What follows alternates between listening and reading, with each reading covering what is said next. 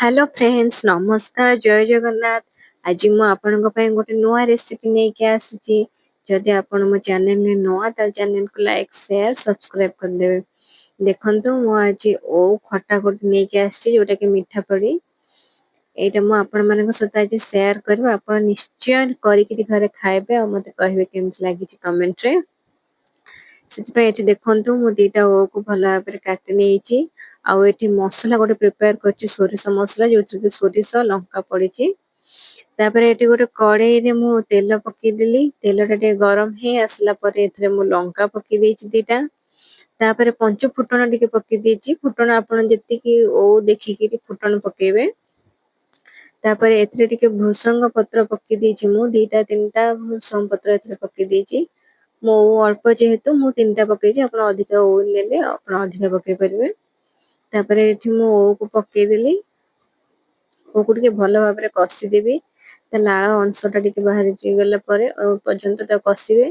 ତାପରେ ଏଠି ଦେଖନ୍ତୁ ମୁଁ ହଳଦୀ ପାଉଡର ପକେଇ ଦେଇଛି। ଲୁଣ ଟିକେ ପକେଇଦେଲି ସ୍ୱାଦ ଅନୁସାରେ। ତାପରେ ତାକୁ ଟିକେ ଘୋଡେଇ ଦେଇ ଟିକେ ଭଲ ଭାବେ ଘୋଡେଇ ଗାଳେଇ ଦେବି। ଦେଖନ୍ତୁ ଏଟା କେତେ ସୁନ୍ଦର ଦେଖା ଯାଉଛି ଟିକେ ହଳଦୀ ପକେଇଲା ପରେ କଲର ଆସିଛି।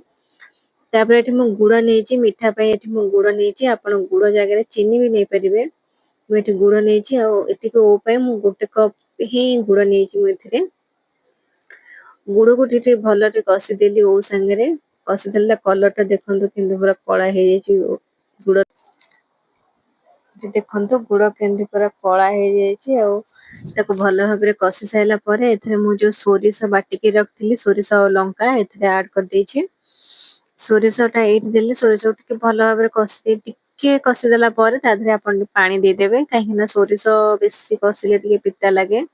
ଆଉ ଏଇଟା ଅରୁଆ ଭାତ ସାଙ୍ଗରେ ହିଁ ବେଶୀ ଭଲ ଲାଗେ ମତେ ଭଲ ଲାଗେ ସ୍ପେଶାଲ। ଅରୁଆ ଭାତ ସାଙ୍ଗେ ଦେଖନ୍ତୁ କେତେ ବଢିଆ ଲାଗୁଛି। ଓଉଟା ବି ସିଝି ଆସିଲାଣି ଟିକେ ଟିକେ।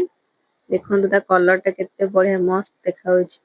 ଏଇଟା ଦେଖନ୍ତୁ ଭଲ ଭାବରେ ହେଇଗଲା। ଆପଣ ଚାହିଁଲେ ଏଥିରେ ଜିରା ଲଙ୍କା ଗୁଣ୍ଡ ପକେଇ ପାରିବେ। ମୁଁ ଏଥିରେ ପକେଇନି।